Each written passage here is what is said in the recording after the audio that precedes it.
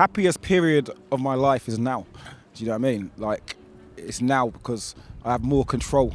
Like, I have more control over my happiness. You understand? Like, I have the power. If someone's not making me happy, I have the power to cut them off. You understand? So I would say this is a very happy period. Yeah, despite how dishevelled I might look and how half asleep I am. Obviously, I've got a newborn as well. I've got a 2-month-old daughter, so I don't get much sleep. But at the same time, you just got to count your blessings, as they say. Well, I was bullied quite a lot when I was a kid. Like, you know what the dynamics of like school are. I made the mistake of going out with a girl in the second year when I was a first year, and then the second year guys never left me alone after that. You know what I mean? It was just I felt like I sort of had to sort of develop a bit of a backbone. I think when I reflect back on sort of those years, that there was a lot of unhappiness and fear there, and it's so common as well. So many kids go through that stuff, but it sort of made me copy their behaviour a little bit. I started getting a bit bullish with some people as well.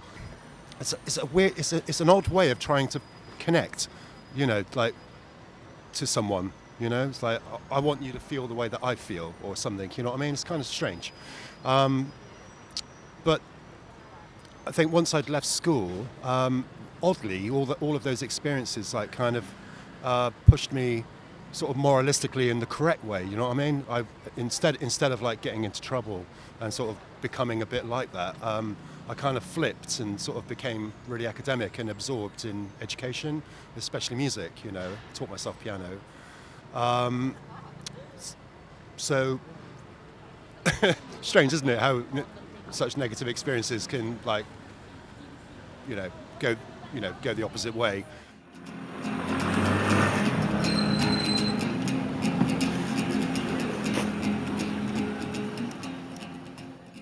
I lost 2 pregnancies last year, and that was really rough, but I think maybe people don't talk about it enough. In like our society, it's still a bit taboo, and actually it is a really big thing for people to go through in their lives, and so I think maybe it's a good thing to share it. How are you feeling now? I'm okay. It's still sad, and I still get sad on certain days, but I've been really lucky. I managed to have a successful pregnancy afterwards, which is really lucky, but maybe doesn't take away from the sadness of sort of things that you've lost that you were hoping to have. Yeah.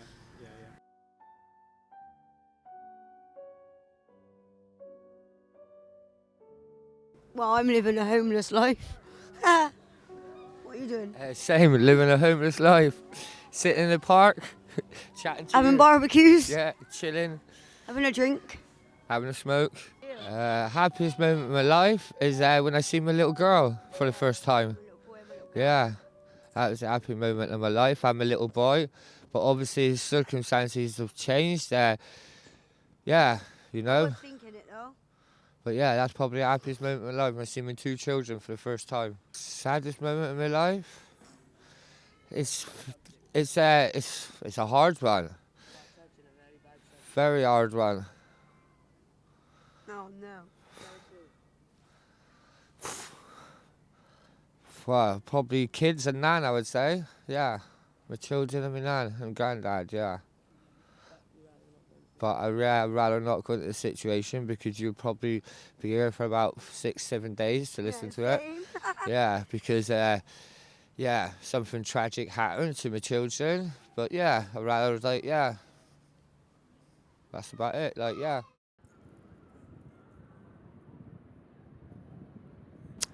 Come to the Bristol registry office behind you to give notice, because me and my fiance are getting married in June. And that's why we come into town today. It's been very, very challenging, and we've gone through a journey through our relationship, through my mental health. So we feel like we're coming out stronger, and I feel like June is going to be a great time to confirm our relationship and, just move on from all of this. And this is Matilda. Hey, Matilda.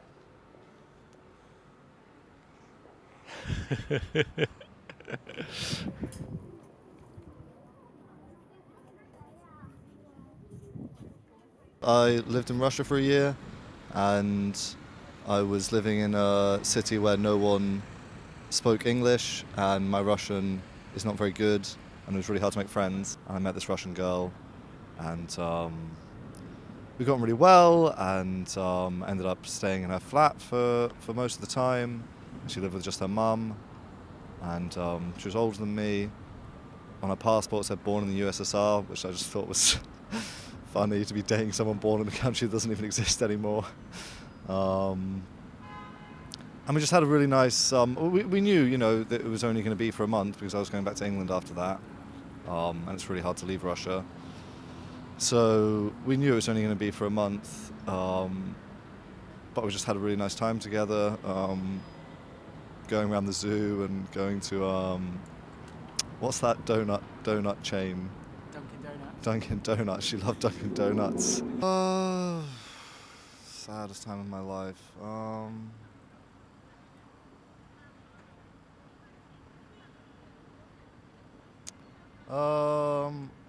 I don't know. I don't know if I want to go into the saddest time of my life. That's fine. After New Year's this year, one of my really good friends, childhood good friends, unfortunately passed away. So he took his own life because it all got a bit too much for him. He'd been battling with like depression and mental health illnesses for a long time, and the pandemic just got too much for him. So he was missing for a little while during like January. So that was really difficult. We actually recently had his kind of funeral, which was actually really lovely because it was a proper celebration, and you know the actual nature of it, we all managed to actually say goodbye. Yeah, I'm definitely kind of accepting it now and kind of moving through it, but that was very hard. Quite recently, I found out that I'm pregnant, so I'm 11 and a half weeks pregnant, and it was quite a journey to get there. So yeah, it was definitely, doing a pregnancy test and seeing that it had the answer that I wanted was definitely a very happy moment. You know, if you want to see how happy you are, have nothing, and see how, you know, how you can handle having nothing. And then that's why I'm happy, because the way I see it is everything I have now is a bonus. It's a bonus, really and truly. I could have nothing. I could be out on the streets, no money, no nothing. But, you know, I've got a few things, so this is cool, you know.